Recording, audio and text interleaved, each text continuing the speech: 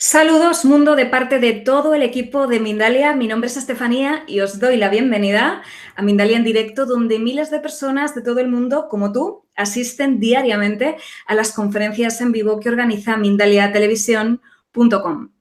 En el programa de hoy tenemos el placer de contar con Daniel Gambarte, que nos trae una conferencia llamada ¿Qué ocurre cuando perdemos el miedo al cambio? Nuestro invitado estudió ciencias de la información y luego cursó varias disciplinas como la hipnosis ericksoniana, medicina china, interpretación de las letras, simbolismos del lenguaje corporal y programación neurolingüística. Se especializó en Francia en la escucha activa y Erratum del inconsciente.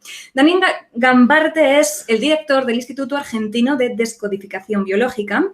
Asimismo, es profesor, instructor y formador de los seminarios de formación terapéutica en Argentina. También es autor, creador y precursor de los eventos con concurrencia masiva en las descodificaciones en vivo y precursor en la difusión y enseñanzas de la metodología de la biodescodificación en Latinoamérica. Ahora vamos a estar con Daniel, pero déjame recordarte que si quieres ayudar al mundo a través de Mindalia, voy a pedirte pequeños gestos que van a suponer un gran bien para muchas personas. Dale un me gusta a este vídeo o déjanos aquí debajo un comentario de vibración positiva. Debes saber que haciéndolo colaboras con el Mindalia, pero también estás colaborando con la humanidad porque haces que estos vídeos lleguen a muchas más personas en todo el mundo. Y ahora sí, es el momento de animarte a participar en ese chat que tienes en tu pantalla en directo. Comparte con nosotros todas esas inquietudes que le quieras preguntar a Daniel y para hacerlo, escribe la palabra pregunta en mayúscula al inicio de la cuestión, seguidamente el país desde el cual nos estás viendo y a continuación el texto de la pregunta que finalmente le vamos a trasladar a Daniel y que nos va a contestar como siempre muy amablemente al término de la conferencia. Y ahora sin más vamos a dar paso ya a Daniel Gambarte y su conferencia ¿Qué ocurre cuando perdemos el miedo al cambio? Gracias por estar en Mindalia en directo. Bienvenido, Daniel. Muchas gracias. ¿Cómo les va? ¿Cómo están ustedes? Muy bien, encantados de tenerte. Te cedemos ya la palabra. Bueno, aquí estamos, listos para comenzar la conferencia, así que ya están todos atentos para poder interactuar a través de Mindalia, a través del chat, así que estamos preparados y listos para brindar la conferencia. Tengan ustedes muy buenas tardes, muy buenas noches para algunos sectores de la Tierra. Estoy agradecido de estar aquí en Mindalia para dar esta conferencia relacionada con qué ocurre cuando perdemos el miedo al cambio. En realidad, esta frase, este título, nos viene bien para que podamos reflexionar con respecto a cómo se va dando los cambios en un individuo. Lo que yo les voy a contar está basado en mi propia experiencia. Si yo no hubiese atendido las consultas para descodificar, quizás no podría dar estos ejemplos. De hecho, se me viene a la cabeza algunas consultas que he atendido particularmente con personas que eventualmente estaban transitando por una situación emocional, angustiante, por situaciones un tanto confusas en relación con sus vidas, en donde se pone de manifiesto y de relieve estos miedos al cambio que pueden aparecer incluso con algunos síntomas, como por ejemplo podría ser enfermedades, comportamientos, en fin, hasta incluso acontecimientos que suelen suceder de una manera sincrónica en la vida de una persona cuando empieza a transitar estas cuestiones cíclicas en relación con con estas situaciones que en el fondo algunos rechazan y que tienen que ver con esas dualidades que vive el ser humano cuando se encuentra polarizado de esta manera, ¿verdad?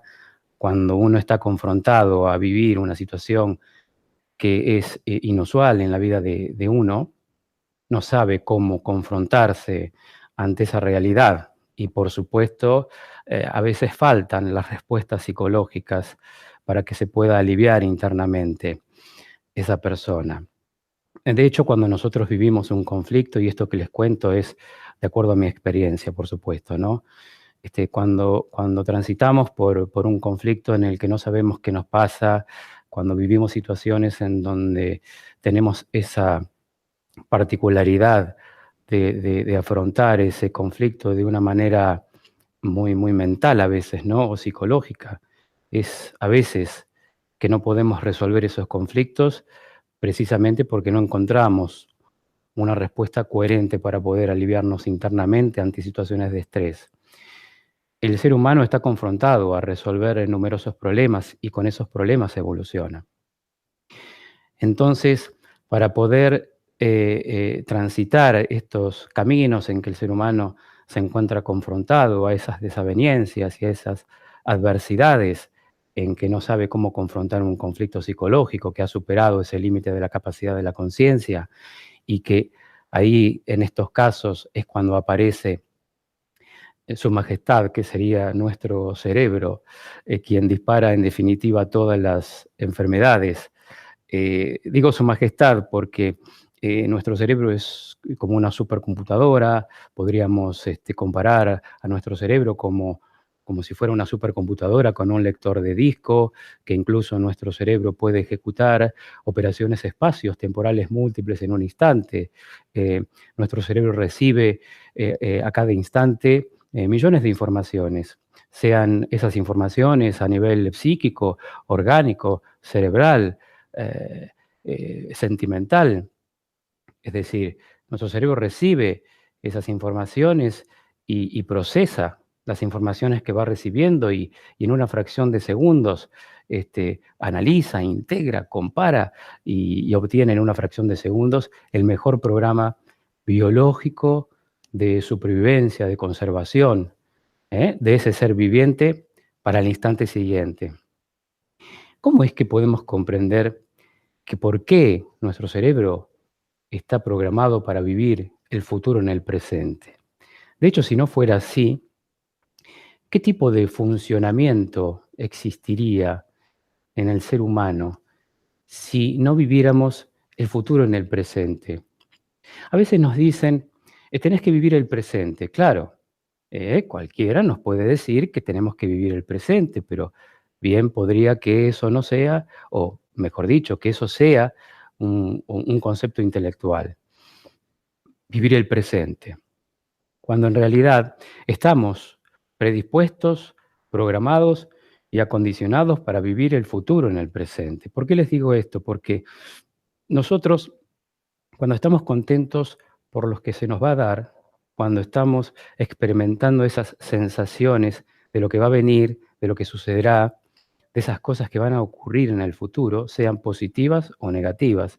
En el caso que algo nos haga cosquillas y nos ponga muy contentos porque vamos a vivir cosas en un cierto futuro, la biología se prepara en ese momento. Nuestro cerebro, a través de nuestra biología, nos prepara precisamente para que podamos vivir aquellas cosas que sentimos hoy en el presente. Y es por eso que decimos que nuestro cerebro es atemporal, es amoral también. Atemporal porque lo único que hace nuestro cerebro es recibir esos datos de información cuando experimentamos emociones ante situaciones, por ejemplo, como la que les digo y las que les menciono, ¿no? Que tienen que ver con situaciones que vamos a vivir en un futuro, que estamos contentos porque tenemos una finalidad, porque tenemos un objetivo, se nos ha presentado la posibilidad de poder hacer cosas en un futuro y encima, si son cosas que nos gustan, mejor. Y cuando pasa eso, la biología se prepara como si ya estuviera ocurriendo lo que pienso y lo que siento, aunque todavía no ocurre. Entonces yo digo que estos son fenómenos que a veces nos cuesta poder racionalizarlos o interpretarlos de una manera correcta porque tenemos una mente muy lineal que interfiere mucho con este proceso cerebral. ¿Interfiere en qué sentido con el proceso cerebral la mente? Interfiere en el sentido que la mente interpreta, la mente juzga, ¿verdad? Y cuando ocurre eso, no hay un acompañamiento de la mente con nuestro cerebro. Y es que nuestro cerebro, podríamos decir, que es como si esperara a nuestro cerebro que la mente lo acompañara. Pero la mente habitualmente no acompaña a nuestro cerebro. No lo hace porque la mente está programada para vivir en dualidad. ¿Mm? Podríamos decir que el ser humano viene a conocer la ley de polaridad a este mundo. Es bueno, malo, yin, yang, frío, calor, padre, madre, agua, tierra, es decir, muerte, vida. ¿eh? Estamos polarizados. Vivimos en un mundo de polaridad. Y de hecho la biología está preparada incluso y adaptada para esa polaridad. Hasta que de a poquito, tomando conciencia, vamos cada vez más ingresando o retornando a esa tan ansiada y sacrosanta unidad. Esa unidad a la que todos pretendemos ir, a esa unidad en la que todos quisiéramos estar y pernotar, que sería el amor, si podríamos mencionar esa palabra, quizás nos queda muy grande, pero sí que nos podríamos acercar a lo que es esa energía de amor cuando queremos retornar o sentimos la necesidad de buscar esa unidad, ¿no? En donde todos somos uno, en donde no hay separaciones, en donde todo es mucho más armónico y mucho más coherente. Todos buscamos una cierta coherencia emocional, todos queremos buscar armonizarnos, queremos buscar un cierto equilibrio, pero no lo logramos. No lo logramos porque aparecen enfermedades, aparecen situaciones que rechazamos, situaciones que decimos que no hemos buscado, que no hemos pedido o que o que no hemos merecido. Y lo que no sabemos en el fondo es que lo que hacemos en forma constante es crear estos acontecimientos. El ser humano es co-creador, se podría decir, de este multiverso. Y el ser humano crea constantemente sus propios acontecimientos, sus propias situaciones emocionales en que va a rechazar tal o cual cosa. El ser humano está en constante, podríamos decir, conflictos. Cualquier persona puede vivir un conflicto psicológico y no por eso nos vamos a enfermar, pero sí que hay que tener en cuenta que cuando el estrés psicológico sobrepasa ese límite de nuestro techo psicológico, ya ahí evidentemente nosotros no podemos resolver ese conflicto y lo hace alguien insospechado, que le llamamos subconsciente o inconsciente biológico, esa cosa que no sabemos qué es, que podemos llamarle Dios, podemos llamarle como querramos, pero sí que hay algo que va mucho más allá de nuestra razón, que evidentemente es el que hace el trabajo por nosotros. Muchas veces nosotros creemos que con la mente tenemos que resolver todos los conflictos y en verdad, según mi experiencia, por supuesto, podemos resolver algunos conflictos en términos psicológicos y de hecho que lo hacemos en forma constante.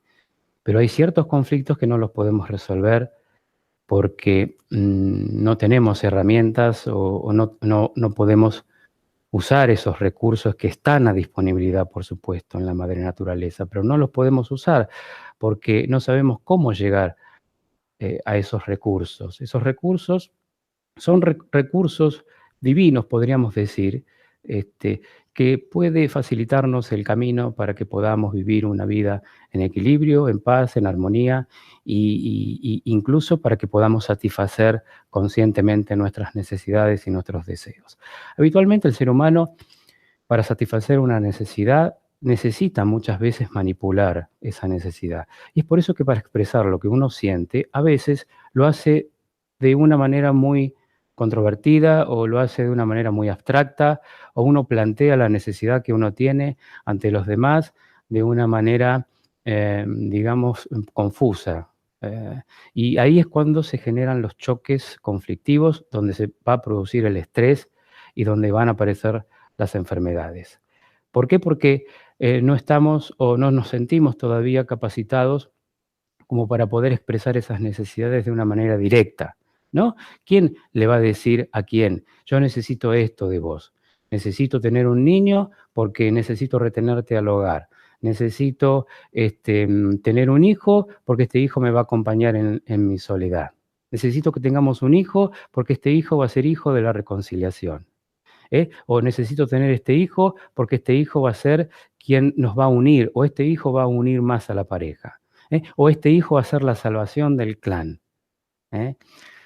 Nadie expresa esas necesidades que son ocultas muchas veces, porque son estos miedos irracionales que nos llevan a asociarnos incluso en pareja, que nos llevan incluso a formar hogares, formar familias y sociedades.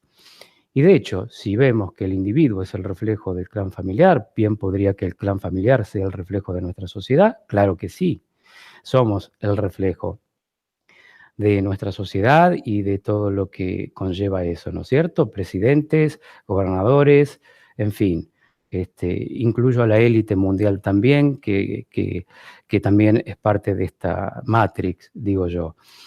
Y también pienso en esas personas que hoy por hoy, más allá de sus enfermedades y más allá de sus sufrimientos, eh, quieren experimentar un cambio y dicen, yo quiero ese cambio, pero ¿cómo hago para poder cambiar? Y de pronto es como que eh, no se puede conectar, digamos, con esa intuición de buscar, ¿no es cierto?, esas herramientas, sino que siempre pide a los demás. Yo estoy de acuerdo que alguien le pida a los demás. De hecho, me parece que el ser humano debe pedir. Pero a veces hay límites. Uno puede pedir hasta un cierto punto la ayuda, ¿no? Hay mucha gente que nos pide ayuda y nosotros en algún momento también hemos pedido ayuda a nuestros padres, a nuestros amigos. Pero claro, el ser humano está acostumbrado a pedir y no está tan acostumbrado a agradecer. Es decir, pide y pide, pero precisamente ahí está la clave del asunto, ¿no? Pedimos porque no tenemos recursos, porque no tenemos conocimientos, ¿eh? Pedimos porque incluso no nos sentimos con esa capacidad de resolución de los conflictos. Siempre creemos que los demás nos van a solucionar nuestros conflictos porque estamos acostumbrados a que así sea, ¿no? Así nos han enseñado y nos han educado para que los demás nos solucionen los problemas y los conflictos. Pero en realidad, cuando descubrimos esa piedra filosofal, ese diamante que todos tenemos, ese potencial que todos tenemos, ya dejamos de pedir tanto, porque ya sabemos que tenemos esos recursos y que están en nuestro interior y que de pronto cuando encontramos podríamos decir, a la gallina de los huevos de oro, ya pasamos a otro estado de conciencia, ¿no? Ya pasamos de ese estado de conciencia infantil para pasar a un estado de conciencia adulto. Entonces ahí ya es distinto, ¿no? Porque ahí ya cambiamos nuestra forma de vivir y nuestra forma de sentir. Ahora, ¿qué ocurre cuando cambiamos? ¿Qué ocurre cuando experimentamos ese cambio? ¿Qué es lo que pasa cuando transitamos por ese cambio? ¿Qué cosas podrían ocurrir cuando una persona busca un cambio y ha llegado a ese cambio, cuando se le presenta la oportunidad para poder cambiar?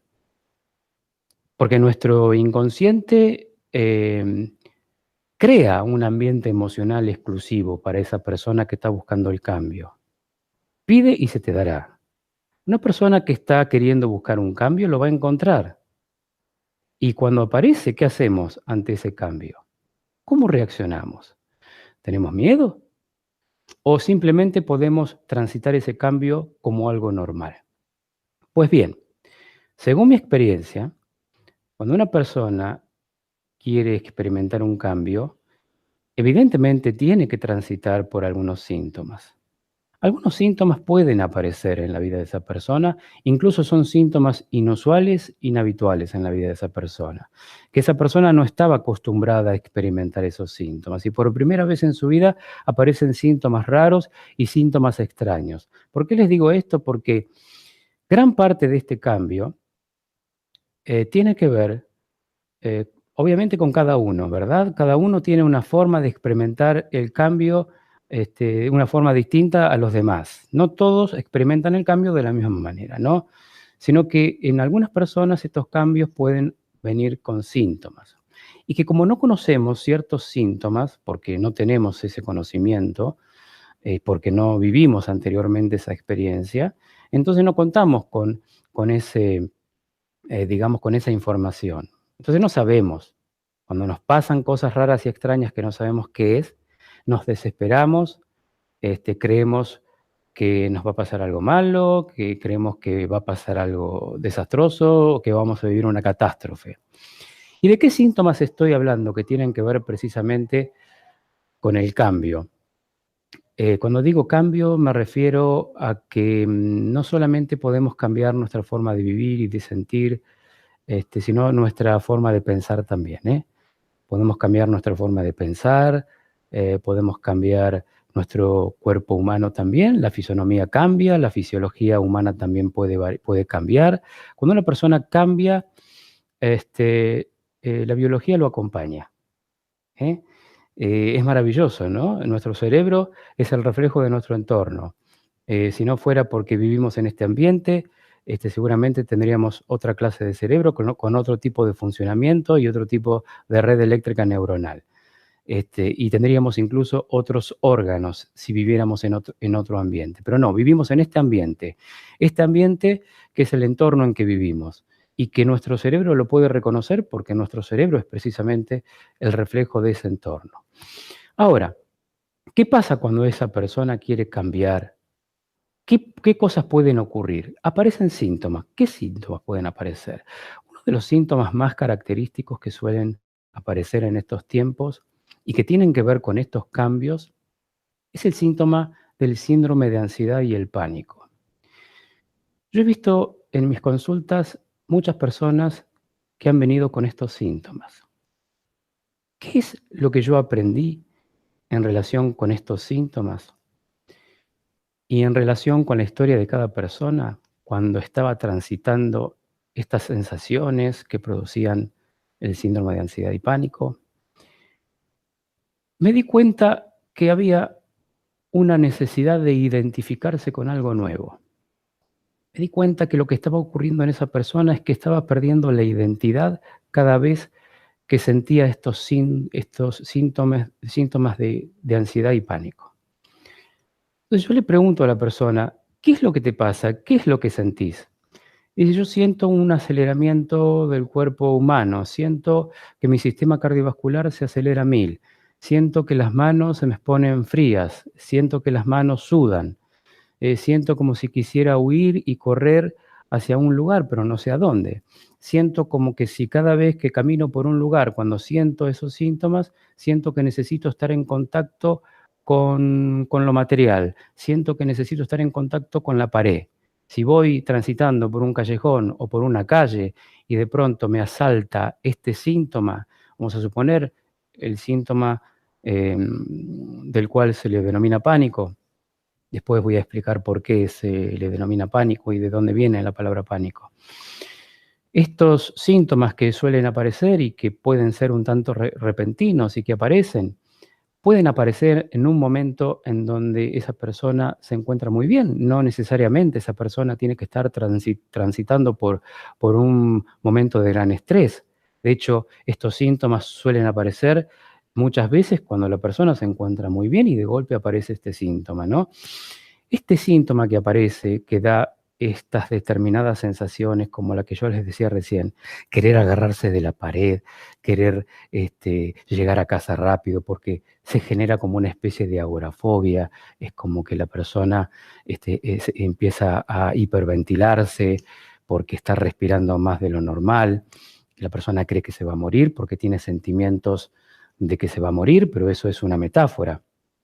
En el momento que la persona dice o me dice, siento como que me voy a morir, incluso va a algunos psiquiatras o médicos o psicólogos que le dicen lo mismo. Usted siente que se va a morir, siente una muerte inminente, y entonces la persona le dice, sí, siento una muerte inminente, y el psicólogo anota, siente que una muerte inminente. Y de pronto la persona que está expresando su experiencia y está compartiendo sus sentimientos y sus sensaciones, siente que no es escuchada, siente que nadie la comprende. Precisamente porque esa persona que le está haciendo preguntas no entiende y no comprende qué es lo que siente por dentro. Simplemente anota los síntomas de pánico y ansiedad y le da un tratamiento para que se pueda relajar. Y después la persona cree que puede haber solucionado ese conflicto momentáneamente, pero después vuelve a experimentar nuevamente el síntoma. Pues bien, atendiendo muchos casos en relación con el síndrome de ansiedad y pánico, me di cuenta que estos síntomas aparecen en definitiva para aportar un cambio, una nueva forma de vivir y una nueva forma de sentir. Es que precisamente con estos síntomas es como que se pierde la identidad. La persona se despersonaliza, no sabe quién es. Sus familiares no lo reconocen. La persona queda como en un vaciado espiritual, podríamos decir incluso, ¿no? Esa es la sensación. Esa persona cree que puede morir por los síntomas que siente, pero en realidad no está pasando eso. Se está hiperventilando, por eso le da la sensación de que le falta el aire. O sea, no es que le falta el aire, sino que se está hiperventilando y está teniendo más aire de lo normal en el cuerpo. Y cuando pasa eso, aparecen síntomas, ¿no es cierto?, que se relacionan con esas sensaciones, principalmente falta de aire, pero no falta el aire. Cuando hay demasiado oxígeno en el cuerpo humano, lo que ocurre es que aparecen otros síntomas también. Claro que la persona no sabe y tampoco debería saber, o sí, técnicamente, qué es lo que significa una hiperventilación. Pero bien, dentro de estos síntomas, la persona siente las manos frías, aparece muchas veces como una cierta hiperhidrosis en las manos, siente que quiere huir, que quiere correr, pero no sabe dónde, se siente separado de sí mismo, es una sensación muy característica cuando pasa eso, la persona se siente separada de sí misma, siente que nadie lo comprende, que nadie lo entiende, tiene una sensación extraña y rara que no puede explicar, siente como que se acaba el mundo, como que se acaba su experiencia en este mundo, como que esto es lo último, como que no sabe si va a salir de ese estado, no sabe si va a seguir compartiendo con ese monstruo, si va a seguir conviviendo toda la vida y si va a tener que sobrellevar a ese monstruo toda la vida, siente que va a estar como, como si fuera una maldición que lo va a perseguir durante toda su vida y se desvaloriza. Aparece la desvalorización. La desvalorización, en términos biológicos, en el desplazamiento, es decir, en el movimiento. La persona no sale como antes. La persona no se desplaza, prefiere quedarse encerrado en su lugar, prefiere quedarse en el lugar donde vive y ese lugar generalmente es el lugar donde vive la madre. ¿Por qué les digo esto? Porque en la mayoría de los casos, en relación con estos síntomas, puedo ver siempre la figura de la madre. El cordón umbilical que se quiere cortar, pero que no se puede. ¿Por qué digo la madre? Porque es un conflicto emocional que tiene una relación directa con la existencia. En más, la sensación es de existir o no existir. Y fíjense cómo se combinan estas sensaciones. Identidad, no sé quién soy. Existencia, conflicto en relación con la madre, algo que no está resuelto, bien podría ser algo del vientre materno, algo que pudo haber sucedido en el vientre materno, probablemente a lo mejor en algún momento, en algún momento cuando era bebé o cuando era niño y estaba en el vientre materno, probablemente alguien del clan familiar tuvo la idea de asesinarme, entre comillas, ¿no? Quizás a lo mejor alguien no estaba de acuerdo con mi nacimiento y quizás eso quedó registrado en la biología para ese entonces de que yo estaba en el vientre materno. Probablemente eso esté en el subconsciente. Y en algún momento de la vida, cuando se cumple ese ciclo de tantos años, que hay un segmento que se puede repetir, incluso en que pueden aparecer estas sensaciones de ansiedad y pánico. Hay ciclos en que la biología nos recuerda que algo pasó, evidentemente. Probablemente en el vientre materno, ahí está el programa. Después eso se puede volver a repetir en algún momento de la vida, con algún acontecimiento que vuelva, o mejor dicho, con un acontecimiento que despierte finalmente este programa.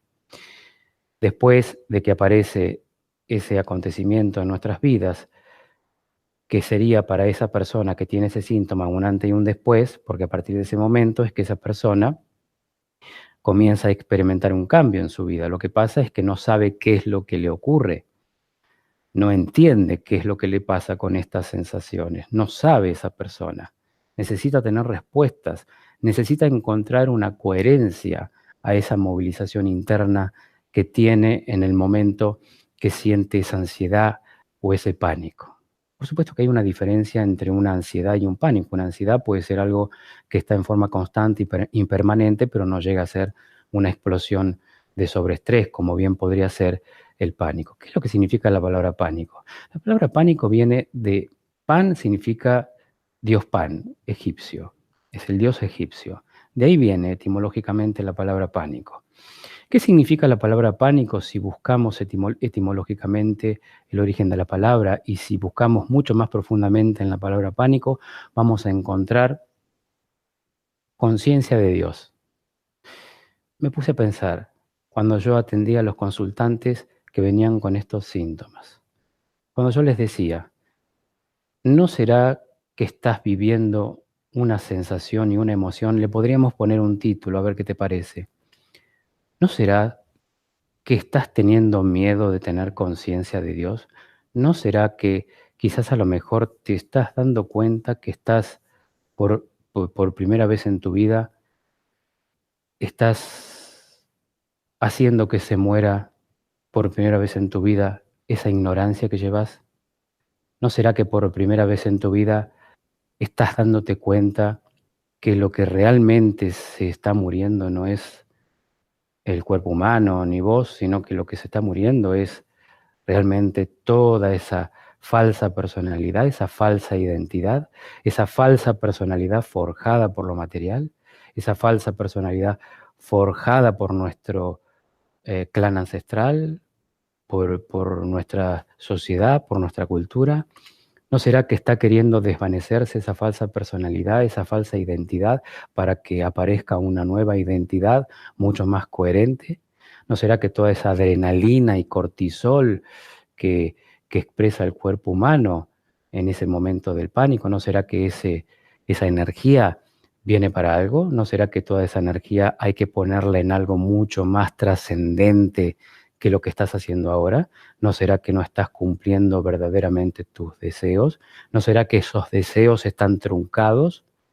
¿No será que hay una finalidad en tu vida, unas ganas de hacer cosas en tu vida, unas ganas de realizarte en algo que a vos te gusta o en algún sueño, y quizás a lo mejor todavía no se cumplió y estás dedicado a hacer otras cosas y eso te hace sufrir? ¿Y no será que a lo mejor hace falta que cortes el cordón umbilical con tu madre? ¿No será que a lo mejor ese mismo cordón umbilical se expresa en términos inconscientes con tu pareja, que puede representar simbólicamente a tu madre? ¿No será que a lo mejor llegó el momento de tirarse al vacío con los ojos vendados y ver qué hay del otro lado cuando te caes? Quizás a lo mejor no hay un abismo, probablemente el piso esté muy cerca. ¿No será que a lo mejor toda esa energía de miedo que uno siente, que es irracional, por supuesto, no será que toda esa sensación de huida que uno siente, de ese estrés que uno experimenta en ese momento, no será que nuestro subconsciente nos está dando un mensaje para que usemos esa adrenalina, para que usemos toda esa energía en algo mucho más importante que lo que estamos haciendo? ¿No será que haciendo eso, no será que realizando que este deseo o este gran deseo que no se cumple y no se realiza puede ser la contracara de un gran miedo? ¿No será que ese gran miedo que se tiene sea la contracara de una finalidad que no es concreta, que no se concretiza? ¿No será que llegó la hora de que de que te dediques a buscar una finalidad concreta para tu vida? Bueno, son todas preguntas que yo me iba haciendo en la medida que iba atendiendo todos estos casos de síndrome de ansiedad y pánico. Me doy cuenta que la persona cuando empieza a tomar conciencia y empieza a encontrar sentido a este síntoma, me doy cuenta que se ilumina, me doy cuenta que le brillan sus ojos, me doy cuenta que a partir de ese momento hay verdaderamente un cambio. Me doy cuenta porque después de mucho tiempo, cuando me encuentro con esta persona, puedo ver realmente cómo ha cambiado.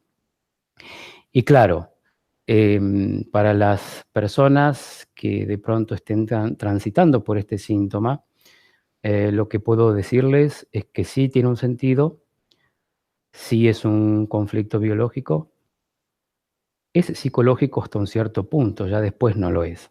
Baja la biología, se expresa en esa fase de estrés con un comportamiento muy característico, la huida. Hay 4 comportamientos principales que la madre naturaleza encuentra ante el peligro: ataque, huida, inmovilización y sometimiento. En este caso, cuando una persona siente que quiere huir y no lo puede hacer, lo hace su cuerpo, lo hace su organismo. En todo caso, el cuerpo se prepara para la huida. Este alerta que se enciende en cada uno de nosotros es totalmente natural. Lo pueden experimentar las plantas, los animales y los seres humanos. Es una alerta que se enciende y que no dura más de 15 minutos en el caso para las personas que les ocurre esto por primera vez. De acuerdo a mi experiencia, lo que pasa en ese momento no es nada grave. De acuerdo a mi experiencia de haber atendido muchas consultas con personas con pánico o síndrome de ansiedad, biológicamente no está ocurriendo nada grave, más que la hiperventilación, más que ese alerta que se enciende, más que sudan las manos, y después el propio cerebro aplica unos químicos que son naturales, porque nuestro cerebro tiene una farmacia natural, y esta farmacia que tiene nuestro cerebro no tiene efectos secundarios en cuanto a la aplicación de medicamentos que nos proporciona nuestro propio cerebro y que son naturales. No tiene efectos secundarios ni efectos colaterales. Nuestro cerebro es súper inteligente, sabe cómo hacer para que esa persona finalmente se calme. Lo que pasa es que hay un proceso en que el ser humano recuerda, evidentemente, un hecho que está guardado en su inconsciente. Y ese hecho puede tener que ver con la existencia, claro que sí, porque estamos hablando de traumas del vientre materno. Y estamos hablando de situaciones de intentos de abortos también. Entonces, claro que cuando una persona comienza a relacionar estos datos y por primera vez le resuena interiormente porque estas personas con síndrome de ansiedad y pánico se dan cuenta finalmente que este síntoma tiene un sentido, que viene para algo, que tiene que ver con una transformación, que tiene que ver con un cambio. ¿Y por qué les hablo de qué ocurre cuando experimentamos el cambio? Porque precisamente esto que yo les digo es, digamos, esto que yo les digo corresponden a síntomas que hoy son muy frecuentes en la sociedad. Los chicos jóvenes hoy por hoy están en contacto con el Internet y cada vez reciben más información. Mucha de esa información que se recibe muchas veces está saturada. Nosotros estamos acostumbrados a recibir información, claro que sí, pero a veces esa información es mucha, se satura e ingresa en nuestro campo subconsciente. Y para los niños jóvenes que de pronto no tienen un filtro porque hay una necesidad de alimentarse intelectualmente cada vez con más información en Internet, podríamos decir que también es un sistema de muchísima información y que cuando ingresa mucha información a nuestro cerebro, puede que también en algún momento, para poder catalizar y poder integrar toda esa información y ¿qué es lo que pasa? La biología reacciona. Muchas veces incluso puede reaccionar con estos síntomas también. Más que nada los síntomas de ansiedad que son muy característicos a nivel del Internet y que están muy conectados al Internet. Pero también es cierto que cuando una persona experimenta este síntoma, al no saber qué le pasa, al recibir información incorrecta en relación con estos síntomas, puede que experimente más estrés, porque la persona cree que lo que le está pasando es algo grave, que es algo insensato y que es un peligro que acecha. Entonces esa persona cree que lo que le está pasando tiene que resolverlo de alguna manera, tiene que controlar con su mente lo que le pasa. Cuando en realidad este síntoma, según mi experiencia, lo que nos propone precisamente es todo lo contrario. Nos propone que no nos dediquemos a controlarlo. Nos propone que soltemos el control. Nos propone que dejemos que el cuerpo haga todo lo que tiene que hacer. A veces los cambios pueden venir de esta manera. Lo que suele suceder con las personas que ahora sí toman conciencia porque le acaban de encontrar el sentido a estos síntomas, experimentan un cambio muy rápido. Y casualmente, luego de experimentar estos cambios, lo que hacen es finalmente realizar sus deseos, sus sueños, se dan cuenta que esa identidad que tenían no era la real, se dan cuenta que vivieron una vida hasta ahora, pero en función de lo que los demás querían para esa persona y no en función de lo que esa persona quería para su vida. Se da cuenta esta persona que tenía una prohibición de ser, una prohibición de hacer lo que siente, la prohibición de hacer algo que quería, o la prohibición de hacer algo que no se quería. Y se da cuenta esta persona que fue víctima de sus propios conocimientos hasta el día de hoy con programas que no le pertenecen, que tienen que ver con las experiencias de sus propios ancestros. Se da cuenta esta persona finalmente que en este síntoma está, podríamos decir, la purificación. En estos síntomas se da cuenta la persona que ahora sí existe la mutación, la transmutación de todos estos programas, la transmutación de todas estas experiencias familiares y sociales, metafóricas, que están en nuestro subconsciente. Se da cuenta esa persona finalmente que ahora sí puede estar dispuesta a buscar su propia identidad. Porque hasta ahora la identidad era una identidad forjada y falsa, que se acaba de ir por las cloacas. Entonces, lo que nos propone este síntoma es precisamente que tomemos conciencia, que nos demos cuenta a través de los síntomas, de los mensajes que nos da el cuerpo, qué es lo que hay que hacer. Hay personas que de pronto solucionan estas ansiedades y se van a correr, y me parece fantástico porque el deporte es muy bueno. Y hay otras personas que solucionan estos conflictos, de pronto quizás canalizan estos miedos irracionales, lo canalizan por otros lados, ¿no es cierto? Se lo canalizan quizás a lo mejor por cosas que ni siquiera ellos deciden o que ni siquiera ellos quieren, ¿no? O que desean. Sino que para huir o para tapar estos síntomas, esa persona suele tener estos programas de conservación que utiliza en nuestro cerebro en forma insospechada para mantener con vida a la persona. ¿Qué quiero decir con esto? Que muchas veces ciertas personas con estos síntomas, al no confrontarlos, al no ver de qué se trata, al escaparse de estos síntomas, al negar estos síntomas o al taparlos, no hacen más que generar inconscientemente programas de conservación y que tienen que ver con la distracción. Es una solución, en este caso, estar distraído, no estar atento, quizás a lo mejor más dormido que antes, quizás a lo mejor con un cierto velo puesto que no nos permite estar en un estado consciente, sino que estamos como si fuéramos un robot, nos agredimos, estamos constantemente expresando ese miedo irracional, no expresado, lo estamos expresando, pero de una manera quizás no conveniente para nuestras vidas. Y quizás al no resolverlos puede traer más acontecimientos que rechazamos. Ahora, qué bueno sería si nos hacemos amigos de estos síntomas, empezamos a hablar con ellos, vemos qué es lo que quiere decir la biología, qué es lo que nos quiere expresar, y seguir fundamentalmente la intuición, que es lo que muchas personas pueden sentir también con estos síntomas. No todas las personas que tienen estos síntomas se pueden dar cuenta para qué vienen estos síntomas, ¿no? El de ansiedad y el de pánico. Pero sí que hay otras personas que sí pueden tomar conciencia y a lo mejor son simplemente hechos aislados, aparecen en sus vidas por primera vez estos síntomas y después se van. Y ahora estos síntomas que aparecen, ¿tienen un sentido? Sí. ¿Son positivos? Claro que son positivos. Si uno realmente puede darse cuenta, ¿no es cierto?, de que la biología y que nuestro inconsciente nos está dando un claro mensaje.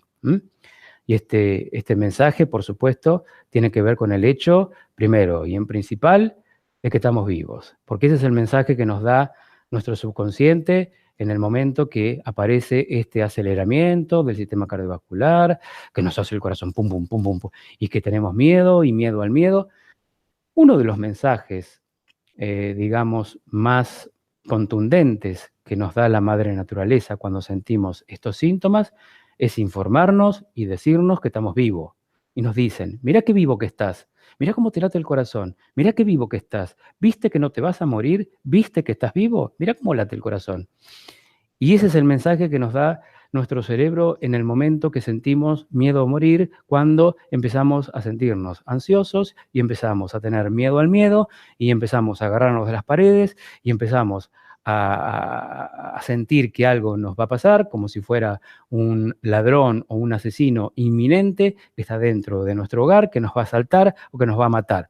Sentimos eso, que es totalmente irracional, pero lo sentimos, claro que lo sentimos porque en ese momento vivimos la metáfora, que no tiene que ver con lo que pasa en términos biológicos. Bueno, no sé si ya estaremos prácticamente a los 45 minutos, pero si es así, ya estoy dispuesto para las preguntas. Muchísimas gracias, Daniel Gambarte, por esta conferencia que has compartido con todos. Antes de pasar al tiempo de preguntas, déjame recordar que Mindalia es una ONG sin ánimo de lucro cuyos principales objetivos son, por un lado, la difusión del conocimiento humano y, por el otro, impulsar la solidaridad planetaria por todos los medios. En este sentido, una manera importantísima de colaborar con Mindalia es que, si no lo estás, te suscribas a nuestro canal de Mindalia Televisión en YouTube, porque de esta manera le estás diciendo a esta gran plataforma audiovisual que te gusta nuestro contenido y estará por compartirla con más personas en todo el mundo. Además, si tienes una información útil, valiosa, si quieres impartir una conferencia, por ejemplo, que te entrevistemos aquí en Mindalia, simplemente tienes que dirigirte a nuestra página web www.mindaliatelevisión.com, te diriges al menú superior, colabora, y una vez allí, entre todas las opciones, eliges ofrecer conferencias. Ahora sí, Daniel, vamos a pasar con el tiempo de preguntas. Tenemos que dirigirnos hasta México. Desde allí, María de Lourdes Padilla Sánchez nos dice, ¿y entonces nosotros somos arquitectos de nuestro destino? Bueno, sí, podríamos decir arquitecto, podríamos decir, sí, podríamos decir arquitecto, claro que sí, sí. Bueno, yo creo que el destino existe en la medida que uno crea que existe el destino. No creo que esté establecido ese parámetro y que esté en alguna ley implacable o inconmensurable que pueda definir que existe un destino. Podríamos creer en un destino y entonces se puede presentar la forma de un destino, pero si no creemos en el destino, quizás a lo mejor no aparecerá un destino, aparecerán muchos destinos o varias posibilidades de destino. Pero sí, creo que somos, claro que sí, somos arquitectos, somos creadores de nuestra realidad. Mejor dicho, creo que la forma más conveniente de expresarlo sería, por lo menos para mí, que somos creadores de nuestra realidad. Es decir, sí, claro que somos creadores de nuestra realidad y esas realidades pueden conformarse en un destino, claro que sí, pero será un destino momentáneo, puede ser un destino infinito, hay que ver cómo es ese destino, ¿no? ¿Qué qué es lo que interpreta cada uno como destino, porque si decimos destino, podríamos decir destino final, o podríamos decir el destino final, y después de ese destino final puede aparecer finalmente otra realidad que invente otro destino. O sea, es medio loco lo que digo, pero es una pregunta muy abierta, ¿no? El tema de si somos arquitectos de nuestro destino. Yo creo que somos creadores y co-creadores de nuestras realidades. Y yo creo que en esa realidad está el destino, está lo que hemos creado con nuestra mente, nuestro entorno, nuestro ambiente, nuestros padres, nuestros ancestros, nuestra pareja, nuestros hijos. Lo hemos creado nosotros, claro que sí, lo hemos atraído para nuestras propias vidas. En algún momento, en nuestro contrato prenatal, quizás lo hemos hecho y hoy estamos experimentando lo que alguna vez hemos pensado. Si alguna vez pensé en un destino, seguramente que ese destino va a aparecer en forma de destino, claro que sí. Hay que ver, claro que uno no se acuerda, o uno no tiene en claro, o uno no es consciente en qué momento uno pudo haber pensado en tal o cual cosa para que finalmente aparezca toda esta realidad, que aparentemente la creamos nosotros. Y digo aparentemente porque es una realidad aparente, que significa que aparece, lo que no significa que sea una verdad, lo que no significa que sea una realidad para los demás. Si es una realidad para mí, porque es lo que yo veo, lo que yo siento, lo que yo percibo. De ahí a que sea una realidad para los demás, es otra cosa. Alguien viene y me puede decir, vos no existís, sos una ilusión. ¿Y yo qué le voy a contestar? Y seguro que sí. Pues yo le puedo decir, yo existo. Claro que existo. Porque me veo, me toco, porque percibo, porque uso los recursos de mis sentidos. Pero, ¿qué tal si todo lo que vemos, lo que tocamos y esta realidad y el destino es todo una ilusión creada por una mente dual? Y que cuando se acabe este sueño soñaremos otra cosa. Momentáneamente yo creo que la realidad no existe como tal y al mismo tiempo existe sin existir. Sin crear esta confusión, que quisiera que no se confundan, pero sí quisiera que podamos abrir un poco más la conciencia y abrirnos a la posibilidad de que podemos crear muchas realidades y que al mismo tiempo podemos ser arquitectos de esa realidad. Y si somos conscientes de que somos arquitectos de esa realidad, mejor, porque podemos jugar, porque podemos no tomarnos tan a pecho esas realidades. Muy bien, vámonos a Chile. Nos pregunta Silvana Perna Araya, ¿se puede llevar una vida tranquila y al mismo tiempo evolucionar espiritualmente? Si se puede llevar una vida tranquila, y claro que se puede llevar una vida tranquila, claro que sí. Sí, sí, se puede llevar una vida tranquila, sí, porque uno lo ha elegido. Es una decisión interna. Es que la vida tranquila va a ser porque la voy a disfrutar, no porque tengo que tener una vida tranquila, sino porque es algo que elijo finalmente. Lo elijo en la medida que voy saboreando de que esa realidad y de que esa vida me gusta, sobre todo cuando empiezo a satisfacer mis necesidades, cuando empiezo a satisfacer mis deseos, sobre todo cuando me doy cuenta que ya no tengo tantos obstáculos en la supervivencia, entonces puedo tener una vida más tranquila. Pero si tengo situaciones como telón de fondo que se relacionan con la supervivencia, que me ponen estrés, y lo más probable es que no tenga una vida tranquila. Porque yo puedo tener una vida tranquila si soluciono los problemas de supervivencia. Si por lo menos mis problemas de supervivencia estarían solucionados, vale decir que ya no tendría que estar yo confrontado a las adversidades económicas, que no tendría que estar ya confrontado a las desavenencias del dinero y de la supervivencia, pues entonces puedo dedicarme a vivir una vida tranquila, claro que sí. Y en esa vida tranquila puede que también se presenten otras adversidades que tendré que resolver, probablemente que sí. Pero si ya está la conciencia y la elección y el libre albedrío de que he elegido para mi vida una vida tranquila, pues seguramente eso se pondrá en práctica en la medida que yo dé un paso y de que haga cosas que nadie haría, como por ejemplo soltar. esas cosas que son inútiles y que tienen que ver con esos miedos irracionales, y que esos miedos irracionales tienen una relación directa con la supervivencia también.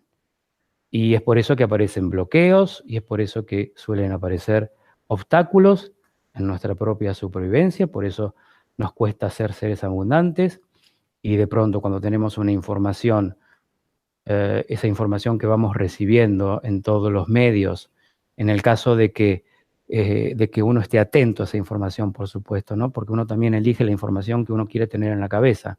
Pero claro que si yo sé que en el mundo están pasando cosas en relación con el hambre, por supuesto que no voy a tener una vida tranquila porque voy a estar conectado a esa información. Claro que sí, pero es el mundo en que vivimos, pues. Estamos en un mundo en donde sobrevivimos, en donde sufrimos, podríamos decir un mundo de expiación, en donde tenemos que sobrevivir, en donde tenemos enfermedades, pero las enfermedades son aliadas nuestras, incluso aparecen nuestras enfermedades para que nos demos cuenta qué es lo que hay que satisfacer. Si fuéramos seres satisfechos, no tendríamos enfermedades. Si fuéramos seres satisfechos, no tendríamos que desear tanto algo y sufrir por ese algo. Si tuviéramos satisfechos, no creeríamos que necesitaríamos tanto algo cuando en realidad en el fondo no lo necesitamos. Pero hasta que nos damos cuenta que no lo necesitamos, tenemos que vivir nuestra experiencia de esa ilusión. Vamos, Daniel, con Yolanda desde Perú. Hay muchísimas preguntas, ¿eh? Nos dice, sufro ataques de ansiedad y pánico desde hace casi un año. He llorado mucho porque son cambios físicos y mentales y es exactamente de lo que usted habla. Agradecería un consejo para poder mejorar. Bueno, uno de los consejos, humildemente, yo le puedo decir que lo mejor en estos casos es empezar a hacer cosas que a uno le gusta. Generalmente cuando aparecen estos síntomas que producen ansiedad o pánico, aparecen como una demanda. Es una demanda psicobiológica, claro que sí. Es biológico. Aparecen estos síntomas porque nos demandan. ¿Y qué nos dicen? Nos dicen que tenemos que realizar nuestros deseos, fundamentalmente nuestros deseos. Si uno haría tanto algo, si una persona no desearía tanto el amor, si una persona no desearía tanto tener una pareja, si una persona no desearía tanto hacer el amor, si una persona no desearía tanto, pues entonces no aparecería este síndrome de ansiedad y o pánico. ¿Qué quiero decir con esto? Que el pánico y el síndrome de ansiedad es la contracara de un gran deseo no realizado, que está oculto, por supuesto, y que está prohibido. Y entonces se genera una opresión coercitiva en el entorno ambiental. Y es por eso que los que primero sufren, entre comillas, son nuestros familiares, nuestros amigos, porque no entienden qué es lo que nos pasa interiormente. A menudo la persona que tiene estos síntomas es incomprendida. La palabra incomprensión podríamos decir que es la palabra clave para este tipo de síntomas. Entonces, ¿qué consejo? Empezar a hacer cosas que uno no haría, que uno realmente quiere hacer y hubiese querido hacer hace mucho tiempo. Que puede tener que ver, por ejemplo, con el arte. Hay artistas que han tenido síndromes de pánico y hoy son grandes cantantes. Han usado esa energía movilizante ahí, en el arte. Podríamos decir actrices, actores, podríamos decir conductores de televisión, podríamos decir también deportistas. Es decir, algunos inconscientemente han usado esa energía para poder expresar esos sentimientos, esas emociones a través del arte. Entonces, son personas tranquilas hoy, son personas armónicas, son personas que ahora pueden confrontar las adversidades, incluso pueden enfrentar cosas que nadie puede enfrentar. Entonces, ¿para qué vienen estos síntomas? Una de las razones principales por lo cual aparecen esos síntomas de ansiedad y o pánico es para enfrentar incluso cosas que nadie enfrentaría. Por eso digo que esto no lo siente cualquier persona, lo siente esa persona que llegó a un momento cíclico de su vida en que su inconsciente le dijo, basta, hasta ahora estuviste expresando una cierta personalidad totalmente falsa. Estuviste expresando una forma de ser totalmente falsa. Dice, lo que busca este síntoma es que pierdas la identidad, que se vaya por las cloacas, que te sientas separado de vos mismo para experimentar realmente la unidad, porque ¿cómo vamos a experimentar la unidad si no nos sentimos separados de nosotros mismos, si no sentimos esas sensaciones? Entonces, para experimentar el amor, para experimentar la unidad, es factible que ocurran estos síntomas. Es decir, que es el vacío que uno siente en ese momento, ¿no? Es que algo se está muriendo dentro de uno y no es precisamente uno, sino que quien se muere adentro es la propia ignorancia. Todos los pensamientos parásitos, nuestras creencias, nuestras convicciones, nuestra forma de interpretar la realidad. Se va todo por las cloacas, todo, no existe nada, no existe el amor, no existe... lo que uno busca es comprensión y busca, obviamente, tratar de comprender qué es lo que le está pasando a uno. Mientras tanto, aparece el sentir y el resentir de esa emoción que es muy fuerte, que es muy movilizante, pero que tiene un sentido. Entonces, ¿cuál sería el consejo? Realiza tus sueños, cumplí tus deseos. Este síntoma viene para que te des cuenta y encuentres tus deseos, tu finalidad. Es ese potencial que tenés adentro, quiere salir y sale en forma de síntoma y el síntoma te demanda.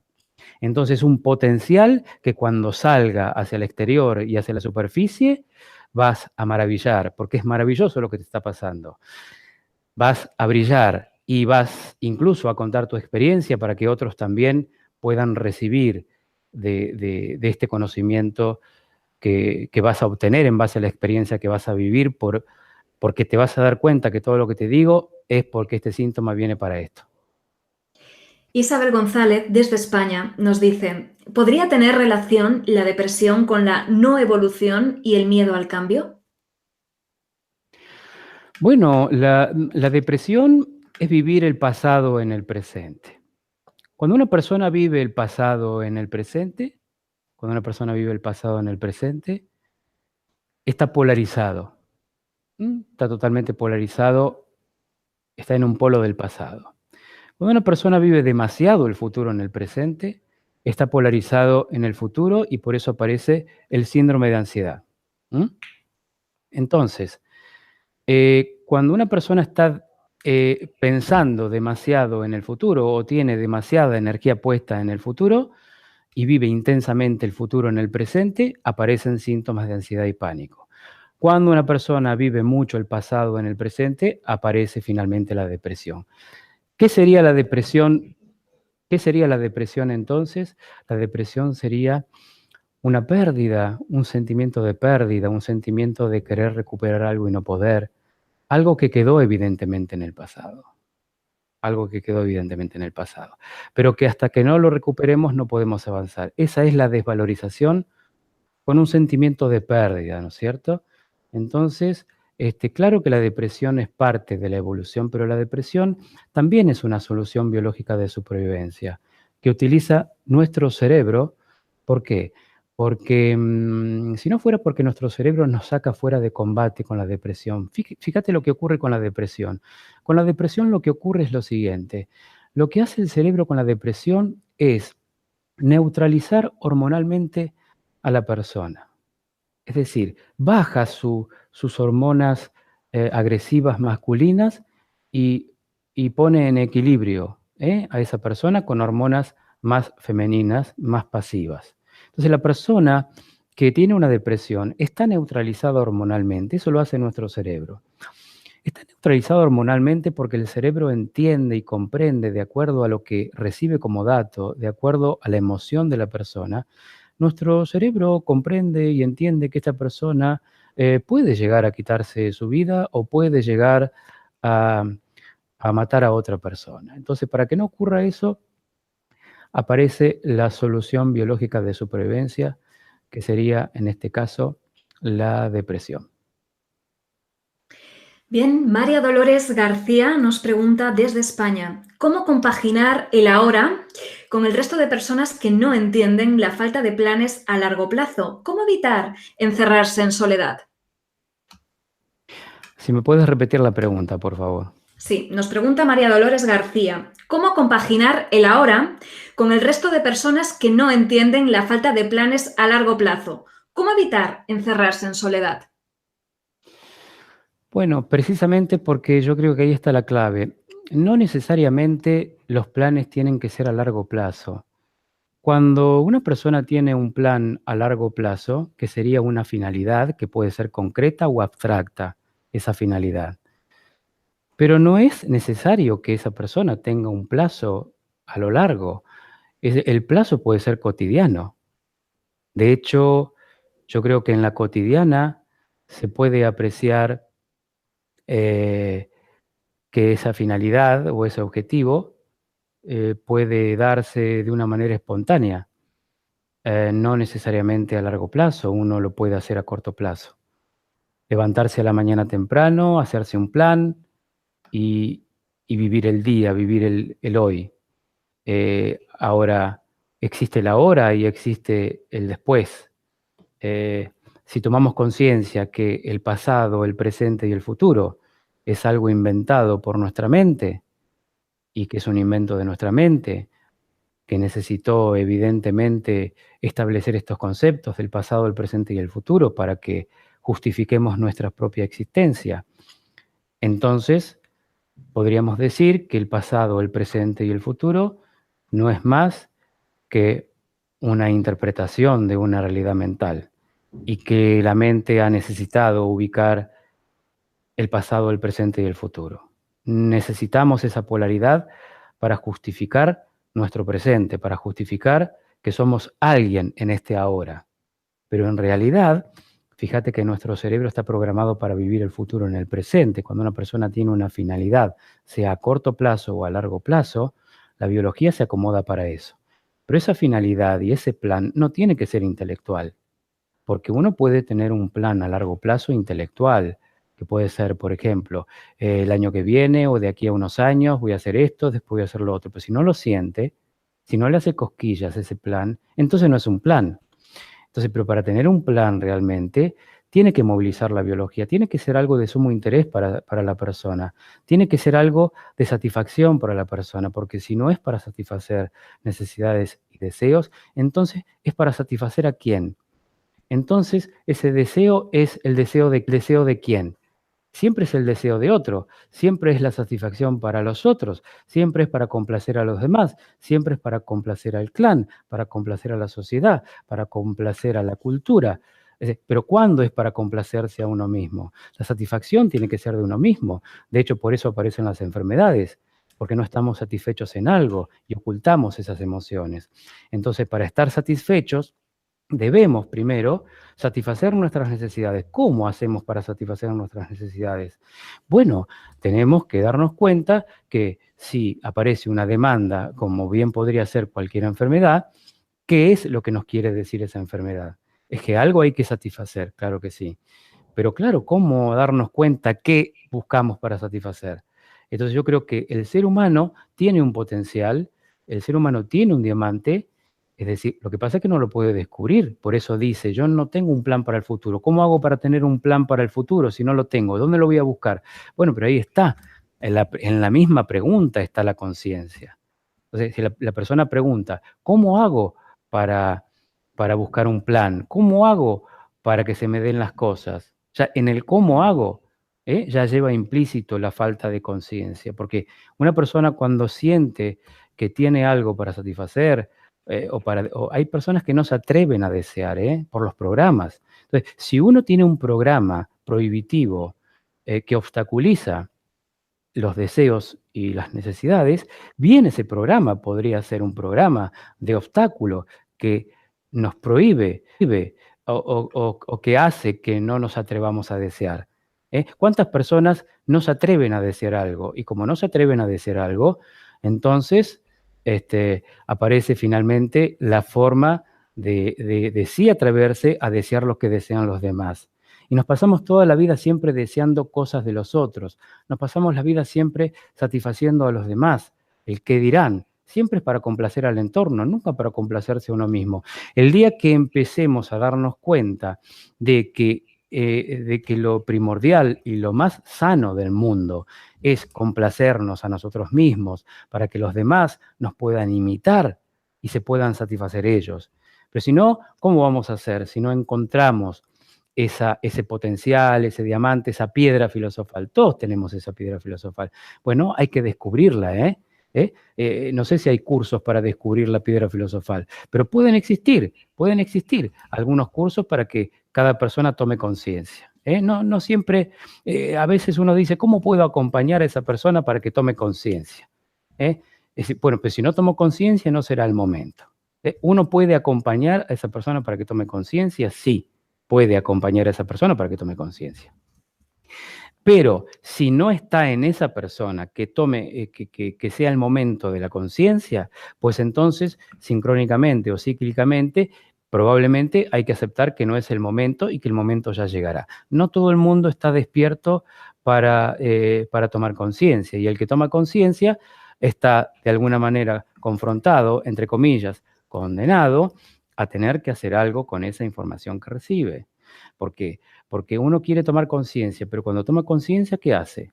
Entonces, la toma de conciencia hace que sucedan cosas, pero eso no lo hacemos nosotros. Uno toma conciencia y el resto del trabajo lo hace nuestro subconsciente. La mente no hace nada, simplemente tomamos conciencia. Y la toma de conciencia nos enseña, ¿se toma o no se toma conciencia? Vámonos hasta México. Desde allí nos pregunta Juan Agis. Cuando suceden accidentes que inmovilizan y obligan a permanecer en casa, ¿qué puede significar para el cambio? Cuando suceden accidentes que nos inmovilizan y hacen que nosotros estemos en casa, bueno, claro, sí. Ciertos accidentes tienen un sentido, ¿no? El sentido de los accidentes no solamente es para uno, no solamente con el accidente estaríamos solucionando probablemente algún conflicto nuestro, de nuestra propia historia, en esta vida, sino que al mismo tiempo también le sirve al clan familiar. Los accidentes que ocurren tienen un sentido, y ese sentido muchas veces es para liberar al clan de ciertas ataduras y de ciertas emociones.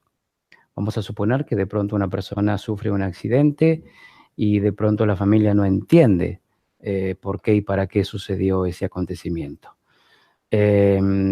Sucede que nuestro subconsciente tiene en el orden de jerarquías, sobre todas las cosas, y más que nada, la supervivencia, antes que nada, la supervivencia de la especie. Eso ya está grabado en nuestro ADN, que es el que vehicula toda la información genética en donde viajan los conflictos de nuestros padres y de nuestros ancestros que no han tenido una solución satisfactoria. Pues entonces, nuestro inconsciente, podríamos decir, nuestro inconsciente familiar, busca de alguna manera sacrificar a un integrante de la familia, eso ya está en el contrato prenatal, para liberar al clan familiar de ciertas ataduras, de ciertos conflictos que ya de alguna manera tenían que liberarse. A veces, por mal que nos pese y pueda resultar un tanto chocante para algunos, esto es de acuerdo a mi experiencia, por supuesto, los accidentes tienen un sentido tanto de liberación para el clan familiar, para que sea una vida mejor, de más conciencia, como también para la persona que se va o que parte, en el caso de que ese accidente pueda proporcionar el hecho de que esa persona pase a otro estado de conciencia. Pero en el caso que esa persona esté accidentada y no se puede mover, y la pregunta es, ¿para qué me ha pasado esto? Primero hay que ver la parte simbólica, qué parte del cuerpo humano es la que está afectada y para qué sirve, cuál sería la utilidad por lo cual esa persona estaría estaría totalmente inmovilizada. ¿Qué conflicto estaría solucionando al no moverse? Quizás porque antes se movía y era peligroso el movimiento. A lo mejor ahora que no se mueve se han resuelto muchos conflictos, probablemente sea un freno para su vida. Habría que ver, tendría que hablar con esta persona. Pero claro que sí tiene un sentido. Habría que ver cuál es. Pueden ser muchos, pueden ser muchos. Uno puede ser el hecho de, de que nuestro inconsciente estaría resolviendo, evidentemente, algo que venía ya a maltraer no solamente a él, el accidentado, sino a toda la familia. Quizás con esto se bajó un estrés psicológico familiar. Habría que ver cuál estrés psicológico familiar. Vámonos, Daniel, hasta España. Nos pregunta desde allí Loli. Cuando cambias de nivel de conciencia y empiezas a borrar cosas y creencias de tu vida, ¿puedes tener la sensación de que vas a morir tal vez por estar borrando cosas? Sí, claro, pero la sensación de morir no deja de ser una metáfora. Lo que pasa es que el ser humano no conoce conscientemente en el hoy y en el ahora la muerte en sí misma, porque la muerte en sí misma convive con nosotros en forma permanente, incluso cuando nos vamos a dormir. Cuando nos vamos a dormir, nos morimos. Es decir, quien trabaja es nuestro subconsciente durante toda la noche. Podríamos decir que cuando nos vamos a dormir ya no somos más nosotros mismos, somos puro inconsciente. De hecho, estamos totalmente inconscientes, nos levantamos a la mañana y volvemos a nacer. La sensación de morir no necesariamente tiene que ver con esa sensación de angustia, de miedo a morir, porque eso no es el miedo a morir. La sensación de miedo a morir no se traduce biológicamente en síntomas de pánico y ansiedad y angustia y depresión. Eso no es la muerte, esos son conflictos. Son conflictos, en todo caso, programas de preservación en donde metafóricamente podríamos interpretar una cierta realidad, pero esa realidad no deja de ser metafórica en base a la información que tenemos. Muy probablemente sea una información incorrecta que hace que interpretemos a ciertos acontecimientos de nuestras vidas que pueden ser hechos muy, muy positivos y que podríamos decir, por ejemplo, yo te doy un ejemplo, una persona está muy contenta por lo que se le está dando, una persona está maravillada con lo que le está pasando en su vida y no puede creer que le esté pasando lo que le está pasando. Y ahora empieza a sentir que puede que se muera. Ahora comienza a sentir que eso podría ser peligroso, que no es factible o no es conveniente que esté demasiado bien, no es conveniente que esté demasiado feliz. Porque si está demasiado feliz y se siente así, claro, probablemente pueda ocurrir algo fatal. Esos son programas, pues, son prohibiciones de nuestros padres, de nuestros ancestros, que cuando estamos bien, cuando estamos muy bien y estamos realizando nuestros deseos, y estamos armónicos y estamos tranquilos, aparece ese programa de la culpa, esa cosa que está dentro nuestro que nos está diciendo, susurrando, no importa lo que estés haciendo, deberías estar haciendo otra cosa, esto es peligroso, de lo que estás haciendo. Entonces, y aparecen esas sensaciones que no dejan de ser programaciones del lenguaje interno, que incluso no nos pertenece. Nosotros creemos muchas veces que somos nosotros pensando y sintiendo, pero en la mayoría de los casos nunca lo es, porque nuestra esencia tiene una forma de expresión universal. Entonces, en la mayoría de los casos, nuestra mente es la que nos engaña, nuestra mente es la que nos hace creer en la metáfora. Y entonces, claro, cuando mejor estamos es cuando tenemos miedo que nos pase algo también, ¿no es cierto? Eso suele suceder porque nosotros, en la medida que vamos creando situaciones positivas, al mismo tiempo estamos creando una situación negativa, pero eso no significa que eso vaya a ocurrir. Ahora vamos a seguir contigo. Como hemos empezado un poquito más tarde, vamos a demorarnos 10 minutitos más en el programa de hoy. ¿Te parece, Daniel? Sí, con Antes mucho de gusto. seguir, gracias. Antes de seguir, déjame recordarte lo que ya sabes. Si quieres ayudar al mundo a través de Mindalia, voy a pedirte pequeños gestos que van a suponer un gran bien para muchas personas. Dale un me gusta a este vídeo o déjanos un comentario positivo del mismo aquí debajo. Debes saber que haciéndolo colaboras con Mindalia y colaboras especialmente con la humanidad porque estás haciendo que estos vídeos lleguen a muchas más personas en todo el mundo. Ahora, Daniel, vamos a seguir rápidamente contigo. Nos vamos hasta Chile. Desde allí nos pregunta Mónica Fuentes, ¿cómo pierdo el temor al qué dirán o a enfrentar situaciones que por miedo uno no se atreve a realizar? Bueno, el qué dirán podríamos decir que es la presión coercitiva y la más frecuente en todos estos tiempos, a la que todos prestamos atención. Fíjate que constantemente el ser humano está poniendo energía en qué van a pensar los demás y en el qué dirán también. ¿Cuántas veces durante toda nuestra vida nos pasamos poniendo energía en eso? ¿Y cuántas veces nos bloqueamos precisamente por poner la energía en eso? Fíjate que si no fuera porque ponemos energía en el qué dirán, no existirían las enfermedades. De hecho, nuestras enfermedades aparecen por este tipo de emociones. Si yo estoy muy preocupado por el qué dirán, puede ser una amenaza y eso puede producir ulceraciones en mis bronquios. Y de pronto, cada vez que yo escuche hablar de mí, puedo toser. De pronto escucho que alguien puede llegar a pensar algo de mí y puedo toser, por el simple hecho que yo ya deposité la autoridad en qué van a pensar los demás de mí. Eso es parte de nuestros programas inconscientes familiares, que son tan fuertes que estamos programados para poner energía y alimentarnos emocionalmente de eso. Es por eso que cuando escribimos un libro, pretendemos que los demás digan cosas lindas de ese libro que hemos escrito. Si hacemos un video, queremos que los demás vean ese video y opinen sobre ese video. Si hacemos lo que hacemos, sea una escultura, pintar un cuadro o lo que sea, estamos siempre pendientes del que dirán y del que pensarán. ¿Cómo hacer para no estar pendiente de todo eso? ¿Cómo hacer para pintar un cuadro y no mostrarlo?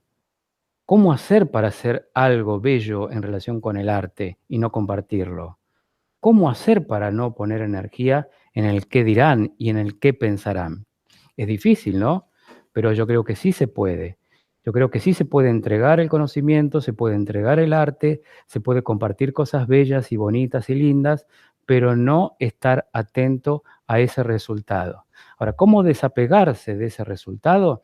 Es todo un arte, claro que sí. Pero bueno, existen esos recursos, pero esos recursos no son precisamente recursos de nuestros ancestros que están en nuestro subconsciente, sino que son recursos precisamente de nuestra esencia. Entonces, claro que cuando el ser humano comience a usar recursos de nuestra esencia, entonces ahí todo comienza a cambiar. Pero mientras tanto debemos tomar conciencia y estar atentos a estas programaciones que hacen que pongamos demasiada energía en qué van a pensar los demás de nosotros. Es tan importante que incluso puede que lleguemos a enfermarnos de eso, ¿no? Por eso está bueno que por lo menos tomar conciencia para no frustrarnos o para no tener absoluta dependencia emocional de qué van a pensar los demás de nosotros.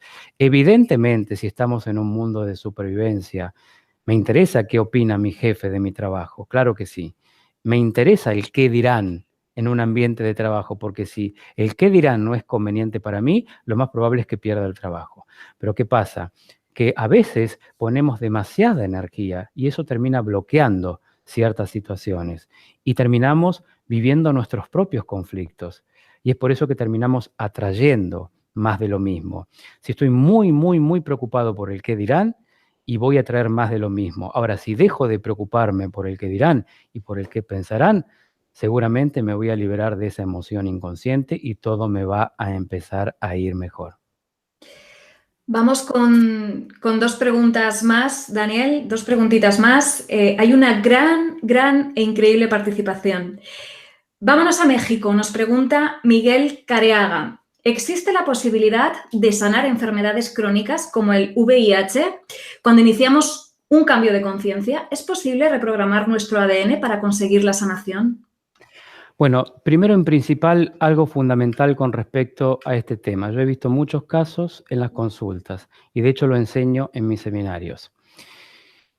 Yo le recomendaría que vea algunos videos. Uno de los videos que le puedo recomendar es Discovery Salud. Puede buscar ahí en esta entidad que es prestigiosa. puede buscar la farsa del SIDA. Yo no creo que exista un HIV, yo creo que es la gran mentira y creo que eso ya todos lo saben, aquellas personas que se han dedicado a explorar y a investigar sobre este tema. Yo sí creo que existe el síndrome de inmunodeficiencia y creo que hay millones de razones por lo cual uno puede debilitar su sistema inmune. Por supuesto que no tenemos todo el tiempo como para poder explayarnos con respecto a este tema. Lo que sí le podría aconsejar es que empiece a ver videos en Internet, en YouTube, que busque la farsa del SIDA para que saque sus propias conclusiones. Yo lo único que puedo decir con respecto a esto es que muchas personas, le puedo incluso aconsejar que vea algunas entrevistas en televisión.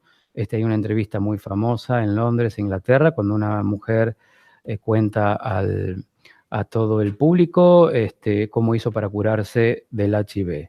Bueno, recomendaría que vea eso porque ahí realmente fue un impacto muy grande esta entrevista, ni los periodistas imaginaban que esta persona podría llegar a decir cuál fue la razón verdadera por la cual se curó. Y eso trascendió las fronteras. No existe para mí un HIV como tal, yo creo que eso es parte del negocio de las industrias químicas, no es de ahora, yo creo que ya hasta los propios inventores del SIDA son los que hoy casualmente están hablando de este tema y ya prácticamente dejó de tener un cierto efecto, incluso en relación con la posibilidad de que pueda existir el HIV. Ya prácticamente está como caducado ese tema, pero bueno, es la persona quien tiene que buscar esa información, ¿no? No tenemos el tiempo para poder explayarnos con respecto a esto. Sí, gracias, Daniel. Vamos con la última pregunta. Te pido toda la brevedad que te sea posible porque estamos muy fuera de tiempo.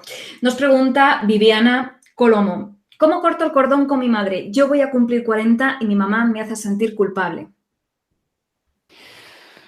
Bueno, yo digo que si ya está la conciencia, si una persona dice, mi mamá me hace sentir culpable, ¿cómo corto el cordón? Bueno, yo creo que el puntapié inicial para cortar el cordón es poner en práctica.